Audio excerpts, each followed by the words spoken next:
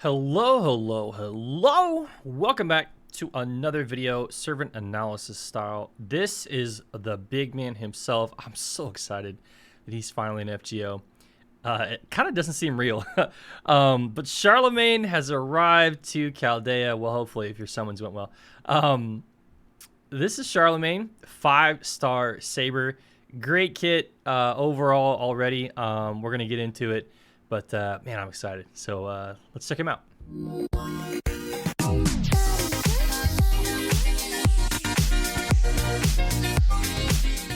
So, as we said, Charlemagne is a limited 5-star. He's got an interesting kit. Let's get through it. But we're going to, ahead of time, we're going to start with the second and third skills before the first one, and you'll see why. So, HP over attack, 14k, 12k, not bad at all. Double arts, double quick, 5 hits on his buster card. 3 hits on the arts, 4 hits on the quick, and 5 hits on the extra card. We love that. Like it a lot. So Charlemagne brings to the table a 6-turn cooldown on his second skill. Attack up for the party, 10 to 20%. Special damage up versus demonic for himself, 20 to 30%. And then special defense up versus divine on himself, 20 to 30%. Not to mention a 20 to 30% battery. Again, that's a 6-turn cooldown. Most of these are 3 turns. Obviously the battery is not, but most of these are 3 turns. So 3 turns of downtime. It's not bad. Go on to the third skill over here. It's quick up 20 to 30%, and then crit damage up 20 to 30% as well. Both of those are 3 turns. And then he gets crit damage up versus evil alignment, 30 to 50%. That's also 3 turns. Looking at a pretty good kit.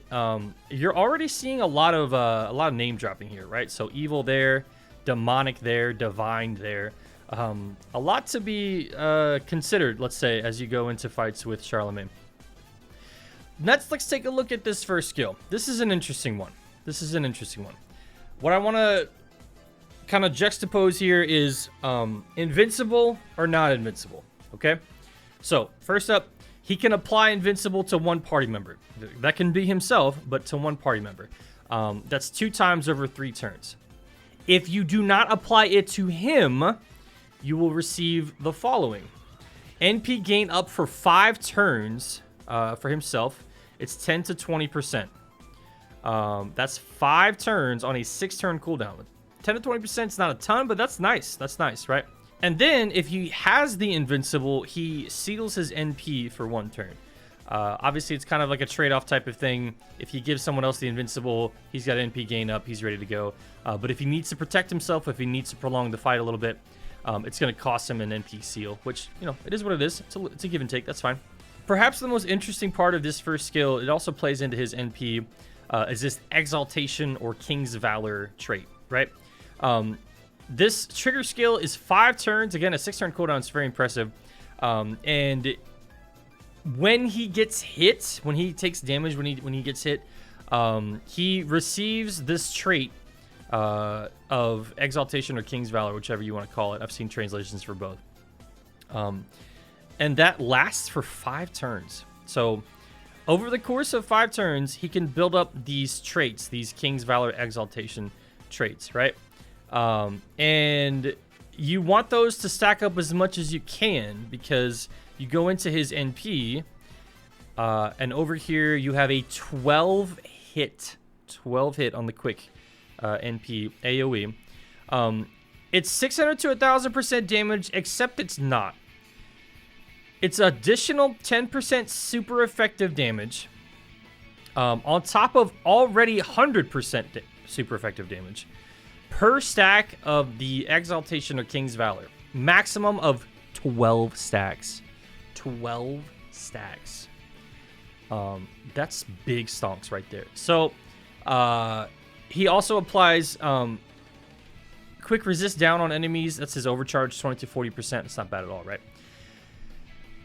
All right, let's try to wrap our heads around what we've seen here, okay? So we have a very straightforward third skill right here. It's quick up, crit damage up, and then crit damage up increased even more against evil alignment enemies. On the second skill, it's attack up, special damage against demonic, special defense against divine, and a battery, okay? That's fine. All right, cool. We got that. There's some steroids there. Actually, there's a lot of steroids there. And there's some defense there as well, in addition to his battery. Cool. Both of these are nice cooldowns. This is a 5-turn cooldown with 3 turns of effect, so 2 turns of downtime. Very nice, right? Then on the other part of his being is this first skill in NP. Okay, it's best to kind of partition these into two different aspects. The Invincible you're probably going to use on someone else so that you can give him the NP gain up. Especially if you're doing 3-turn farming with him, you're going to want to give someone else the Invincible so that he can have NP gain up for himself.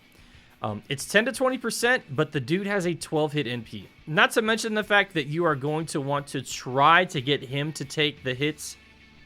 If you can do that somehow. Plug Suit plus Crimhild could be an interesting one. Maybe even a Gouda Poster Girl if you're really feeling frisky, right? If you use the Invincible on him, you steal the NP. We already talked about that. That's going to be a specific use case, let's say. That's like an emergency button. But generally speaking, the order of battle is going to go... First turn, give someone, I don't know, Scotty maybe, the Invincible. He gets the NP gain up. The problem is, and this is what I'm getting to here, the problem is that he doesn't have a chance to build up these stacks, right? And so you go into the NP, you do have the 100% super effective damage, right? You do not have the additional 10% super effective per stack of Exaltation, King's Valor, whatever. That's going to be an interesting thing to kind of navigate around. Now, we have seen lots of challenge quests where this would be amazing because of the sheer volume of enemies on those. The Super Bunyan event challenge quest does come to mind, where you had to get through dozens of mice and you were going to take attacks in the interim almost no matter what. And so this would have been cool to see there. It wouldn't have had class advantage or anything, but it would have been kind of cool to see there. Not to mention some other previous challenge quests that just required you to get through a lot of enemies, and therefore you're probably going to take some hits as well, right? So there's all that. So from a 3-turn perspective, because he is AoE, because he is quick, because he does have a high hit count and NP gain, it's natural to think, all right, well, this guy could potentially... be someone that I trot out to do some 3-turn farming with. And I'm not saying that's not the case. It's just important to remember that there is a lot more depth to him than simply that. He is not just an AoE servant. He is not just a quick potential looper or star bomb with his 12 hits, right? It's not just that. You have the potential to increase your damage with Charlemagne to a massive extent. We're talking 120% extra special attack damage. And that's just special attack because he has this trait added to himself. It's not dependent on the enemy. That's big. That's really big. Typically, it involves, the enemy attribute, the enemy trait, whether they're demonic, whether they're evil, whatever else, right? So, the guy here can just get it going. Thrives more in longer fights, right? It's an interesting kit, and it seems like it's a lot, but I think for most players and most use cases, you simply are not going to build up a lot of these exaltations, right? These valor traits, right? And that's okay. It just, again, it kind of makes him have an extra dimension that you will be able to tap into sometimes and maybe won't be able to at other times. I think it's interesting. A couple of things to bring up, though. One is materials. 36 of a new material to get to his max Ascension. What you're about to see is not a typo. He then needs 72 of that same material.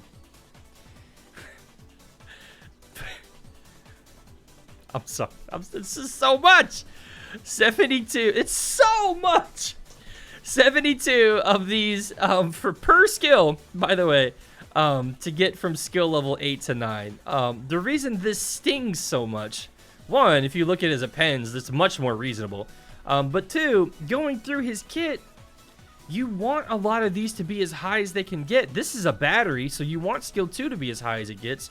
This is a fantastic quick and crit buff. You want this to get as high as it can get because his NP is 12 hits and it's quick.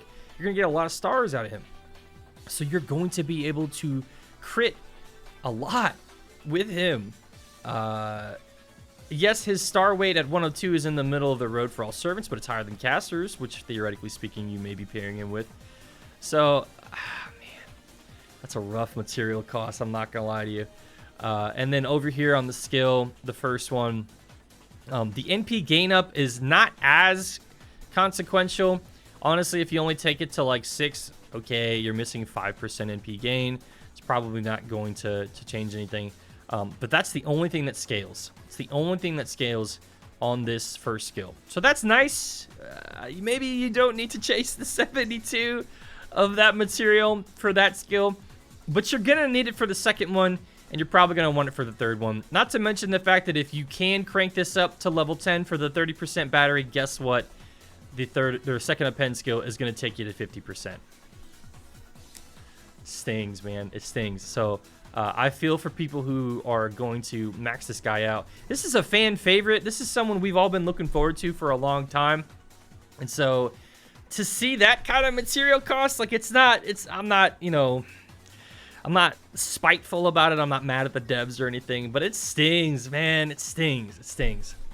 I don't typically go through Ascension arts or anything like that, especially on the previous 2 videos, but this one I will, just because on this final one, this is so nice. It's just nice, right? Like, we get him in the game, and it's a really, let's say, personable view of the guy right here. I just really like that final Ascension art right there. But anyway, so other things to consider: his passives, debuff resist 20%, quick up 10%, riding skill A. His traits, he does have Roman. He can work with Constantine, right? Honestly, like, because of the fact that he applies invincible as well, you can put the invincible on Constantine, who can use target focus. You can give more stars, more crits. Like, they work well together. They just do. And that's very apparent from the jump. Now, obviously, Constantine's rider class is not going to make things easy. And what you did not see in here anywhere in this kit was star gather up.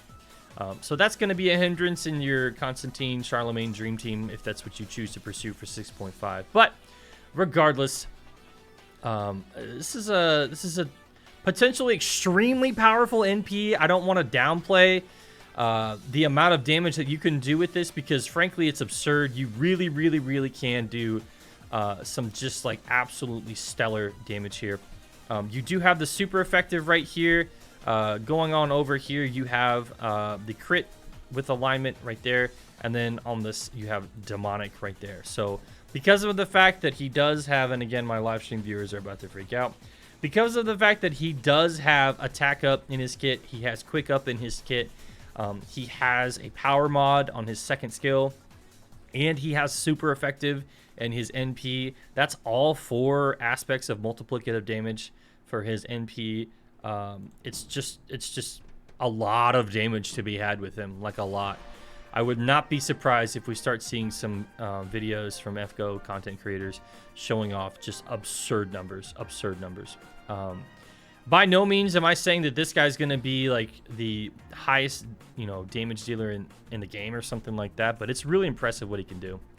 Another impressive aspect of his kit down here, this is a third append skill. It's anti-berserker. Anytime a third append skill has class advantage, it just makes me feel all warm and fuzzy inside. Like, it's really good civ. You love to see that. It doesn't counteract this, the pain of this by any means, but like, hey, you know, that's nice. And one thing to kind of keep in mind, like, his material cost skill-wise is extremely reasonable. Going up to levels like 7, right? When you go from that to like 8 and then 8 to 9, that's when you start getting into a little bit more of these, especially from 8 to 9. But overall, before that, it's not too bad. It's not too bad. You're going to need a lot of proofs for this Lost Belt 6.5 roster of servants. You're going to need some hero medals, knight medals. You're going to need a lot of these right here, like that water jug looking thing. Like, you're gonna need a lot. You're gonna need a lot. But as you can see from like a sheer output perspective, it's extremely worth it. Now let's take a look at the other side of the coin. Let's say, all right, we know he does a ton of damage. He has access to just an absolutely impressive amount of damage. the other side of the coin, right? So he does have access to an invincible. That's nice. It's 2 times over 3 turns. That's very nice. On the second skill, he has defense up versus divine, 20 to 30%. It lasts 3 turns. Again, that's nice. Third skill doesn't have any defensive measures or survivability. Neither does the MP. But it's not as if he's just a simply straightforward offensive servant. He can protect himself in 2 different ways, whether it's the defense up against divine or the invincible. So he is by no means a one-dimensional servant. He's got a lot of depth to him, which is obviously great to hear, because this is, again, someone we've been looking forward to for a very long time in the game. Very, very, very long time in the game. Now, the easy question to ask here is, what does this look like in comparison to a certain other relatively recent AoE quick saber? I'm talking, of course, about Okita Alter. So we'll take a quick look at Okita Alter. It's an obvious comparison to make. They're both limited 5-star AoE quick sabers. Like, it's an obvious comparison to make, and it's one I think that we need to look at. So going on down here, she also has attack up. She also has quick up, 10 to 20%. She has buster up, but that's a little bit less consequential. On the second skill here, again, 20 to 30% battery, 50% with the append skill. Again, crit damage up 30 to 50%. That's really nice. She has a star gather, though. That's potentially important, right? For how many stars you're getting. On the third skill, her NP gain is 20 to 30%. His is 10 to 20%. Hers is not contingent upon where an invincible goes. She just gives herself 2 times over 3 turn invincible without regard for a demerit attached to that, right? She's not going to seal her NP because of it. She gets the NP gain. It's higher than his, and she has the 2 time over 3 turn invincible. So obviously there's a lot of parallels to be drawn here. On her NP, it is 8 hits. It's less than his, but like, it's still 8 hits. That's a lot. She's still a very comfortable quick looper. We have her on our JP account. She's honestly really nice to use. She has quick up on it, 20 to 40% depending on overcharge. She removes all enemies' defensive buffs before she MPs. That's big. You're not worried about an invincible evade. You're not worried about defense. It's all gone, right? And then 600 to 1,000% on that NP. Her damage ceiling obviously is not quite as high as his, because his is absurd. His is off the charts, right? From a material perspective, though, this is much, much more amenable. I'm not trying to like downplay one servant or the other here. I know we've all been looking forward to Charlemagne a lot, but I think it's important to take a look here. Again, without putting one down or anything, this is an important distinction to make, because this summer rerun is coming, right? Material-wise, much, much, much more reasonable. Much more reasonable. Again, when we take a look at his, like, this is a lot. This is a lot. 72 of these per skill is a lot. On the append, it's a little bit more bronze heavy with this, the 44 proofs, but that shouldn't look unusual because he has it in his Ascension as well. So once again, it's a very easy comparison to make between the two. I'm not going to tell you don't roll for X because of Y, or don't roll for Y because of Z, but Charlemagne is inherently speaking not a can't-miss servant. Now, there are little to no can't-miss servants in the game, but I think it's unusual that we have such a direct competitor and an easy comparison to make between Charlemagne and a servant that we just recently got, who made a big splash from, again, a fan excitement perspective. Not quite as anticipated as this for several reasons, but still, it's interesting to me. So, to kind of blaze through here one more time, we're going to do a 1-to-1 comparison here, right? His first skill, invincible, targetable, 2 times over 3 turns. If he does not give it to himself, he can have 10 to 20% NP gain up. Hers, invincible, 2 times 3 turns for herself, not targetable, but her NP gain is 20 to 30% regardless of where the invincible goes. He does have access to this that she does not have. That's not something that she's going to be able to compete with. Again, his damage ceiling is simply higher in that regard. On the second skill, the attack up is on the party, 10 to 20%. When we look at hers, it's herself, 20 to 30% on the attack up. Again, hers is only for herself, but it's higher. His is for the party. but it's lower. She has quick up of 10 to 20%, not only there, but over on her NP, 20 to 40%. So we can apply a base 20% there. Whoops, wrong button. When it comes to the buff right here, 10 to 20%, obviously you can kind of stack those on the NP. You're guaranteed at least 30%, if not 40, depending on your skill level, and higher depending on your overcharge. When it comes to his quick up, he is on the 3rd skill, 20 to 30%. It's for himself only, just like hers. So when you include the NP, it's basically a draw as far as the quick up goes. Nobody really comes out on top just because you have to include the NP. But then again, for quick crits, this dude takes the cake by a landslide. He cannot absorb the stars at a higher rate like she can. But the 20 to 30% crit up right there, and then even further on evil alignment enemies, you will not find that kind of niche in her kit. She does have a 30 to 50% crit up. That's reminiscent of this evil alignment one. So when he is going against evil enemies, his crits are going to hit harder. When he is not, hers are. His is 20 to 30% against neutral enemies, so non-evil enemies on crits. Hers are 30 to 50%. Again, both of those are 3 turns. Not to mention the fact that she has the Star Gather on herself. Her battery, 20 to 30%. We talked about his battery.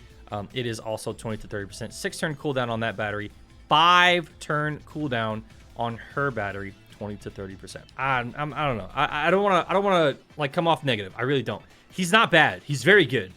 And he hits hard as shit. He does. It's just important to have some perspective, I think. And if you're thinking to yourself, all right, gameplay perspective, this is a quick AoE saber. What does he bring to the table? He doesn't bring anything to the table that you already don't have access to some degree or another. He does hit harder, especially within his niche, right? When you start getting those super effectives up, when you start getting the right traits in front of him, that's a given. But those are specific situations, generally speaking, for most other cases. And just generally speaking overall, like, she's going to be better. She's going to come out on top. Not that that makes him bad or anything. I just think it's important to kind of keep that perspective in mind.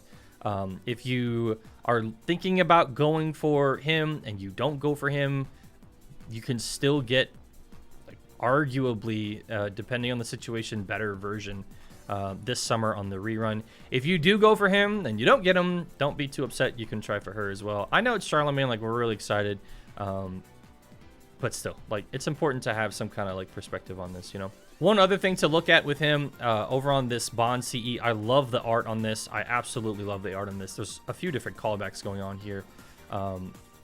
But it provides 15% damage, special damage up versus demonic, and 15% special damage up versus evil. Hers, on the other hand, in the corner of the empty sky, again, it's nice. It's honestly kind of just like wholesome.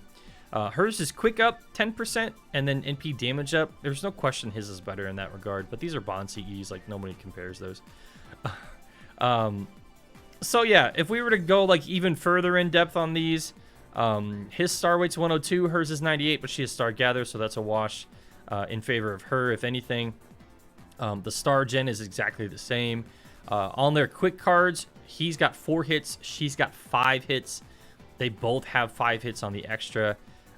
I mean, again, obviously, like, I'm a fan of her. We use her on our JP account, but it's important to have some perspective, and it's important, in my opinion, to say, listen, if you don't want to go for Charlemagne, you're not missing out because she exists. If you go for him and don't get her, or go for him and don't get him, here she is. You could go for her as well. Yeah, so not to beat a dead horse on that. I think it's just really important to bring that up, especially because this is a limited SSR. A lot of times you'll see in my videos, we talk about getting your money's worth, getting value, etc. Should a servant be a limited SSR? There's no question in my mind. Charlemagne is definitely a limited SSR. This is not a Constantine situation. This is definitely a limited SSR. He is very good. He hits very hard. And he provides a lot of latitude in lining up versus certain traits or alignments, right? We talked about divine. We talked about demonic, evil, etc., right? So that's fantastic. Truly, he is a good servant. He is not something that we can say with a good conscience is one of a kind or something like that. But within the niche, yeah, he's a rock star. He's absolutely a rock star. And as most of us are on the same page when we think about this, but most people are not rolling for Charlemagne because they think he's the best quick AoE in the game. In fact, I would argue probably nobody cares about that. It's Charlemagne. It's a fan favorite, a long time Fate fan favorite. Great art. I mean, fantastic kit, sky high damage potential. There's a lot to love here. A lot to love here. Just don't let that FOMO kind of steer you in a direction, decision-wise, that you might look back on in a few months and say, you know what, I had this already, you know? So anyway. Oh, one more thing. They both have anti-berserker third defense skill. I thought that was interesting. Anyway, that is Charlemagne. Again, I've said it a lot of times. We've all been excited about him. We've all been looking forward to this. I think a lot of us saw the silhouette at the beginning of the year and immediately recognized that head of hair right there. He's finally here. He's finally in the game. I'm excited to get into LB 6.5. I'll be doing that on stream. Probably not a lot of people watching because I will be reading the story as we go. That's totally fine. I definitely understand, but I'm just too excited. So he's here. Charlemagne. He's in FGO. It still feels weird to say that, but I'm happy about it. If you're going for him, good luck. If you already went for him and got him, congratulations. If not, don't feel too bad. But regardless, let me know in the comments below. What do you think? Are you excited he's in the game now, or do you not really care? What do you like about his kit? What do you dislike about his kit? All of that and more. Let me know how you feel about his art, his animations, etc. In the comments below. I look forward to reading them. I do read all the comments, for better or for worse, but especially when it comes to these servant analysis videos, because I really do like to see just like the general pulse on what people think about these new servants, whether or not you guys like them, whether or not you're impressed by them, etc., etc. Just as a Fate fan, as like an FGO fan, it's really exciting for me to not only get to do these videos, but to read your guys' reactions as well. So thank you so much for watching. I will see you in the Discord or on stream, twitch.tv/SparkWidow, or in the next video here on YouTube. Regardless, thank you so much once again. Please do take care of yourselves and have fun. Later, guys.